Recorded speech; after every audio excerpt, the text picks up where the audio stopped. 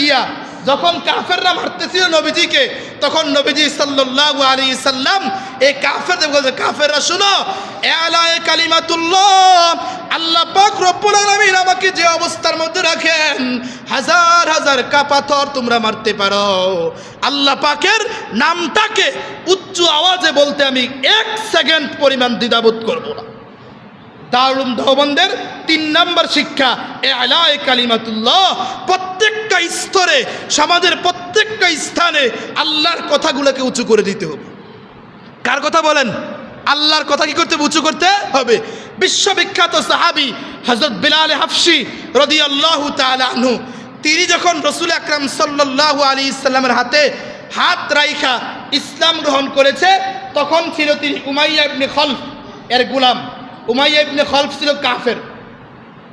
বেলাল যখন রাসূলের হাতে হাত রেখে ইসলাম গ্রহণ করেছে, তখন এই বেলালকে উমাইয়া ইবনে খলফ 4টা শাস্তি দিয়েছে। কয়টা শাস্তি বলেন?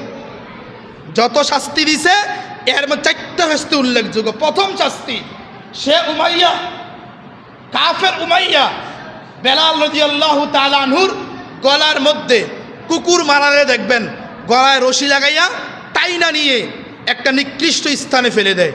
এ উমাইয়া বেলাল রাদিয়াল্লাহু তাআলা আনহুর গলার মধ্যে একেবারে একটা রশি ভাইদা বেলালকে টানতেছে। টানার পরে বেলাল এই কষ্ট সহ্য করার সাথে বেলাল বলতেছে, আল্লাহ আল্লাহ আল্লাহ। উমাইয়া যখন দেখলেন বেলাল আল্লাহর নামটাকে যত টানে তত উঁচু আওয়াজে বলে, সুবহানাল্লাহ, কি আওয়াজে বলে বলেন? যত টানে তত উঁচু আওয়াজে বলে, তখন উমাইয়া মনে করছে, আরে বেলাল রে হয়তো রশিয়ে টানতেছি, ব্যথা পায় না, তাহলে আমরা একটা কাজ করি, বেলালের বুকের ভিতরে পাথর চাপা দিয়ে দেই। একেবারে বিশাল এক পাথর বেলাল রাদিয়াল্লাহু তাআলা আনহুর বুকের মধ্যে রাইখা দিছে, রাইখা টানতেছে। এবার বেলাল আগে যদি 20% আওয়াজে বলতো আল্লাহ, এবার পুরা 100% আওয়াজে বলে আল্লাহ, সুবহানাল্লাহ। বুঝছেন না কথা? কি বলতেছে বলেন? আল্লাহ টানতেছে। এবার যখন দেখতেছে না কাজ হচ্ছে না, তখন সে চিন্তা করলো মক্কার মধ্যে সবচেয়ে রৌদ্র কখন পড়ে? দুপুরবেলা। এই দুপুরবেলা বেলাল রাদিয়াল্লাহু তাআলা আনহুর গলার মধ্যে রশি দিয়ে আর বুকের মধ্যে পাথর চাপা দিয়ে এবার ধরে রাখছে।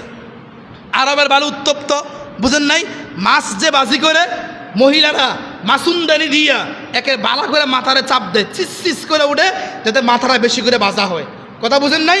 ঠিক সেম ভারী পাথর দিছে, যাতে করে বেলালের পিঠগুলা গরমের তাপে উত্তপ্ত হয়ে বেলাল ইসলাম ছেড়ে দেয়। যখন এই কাজটা করছে,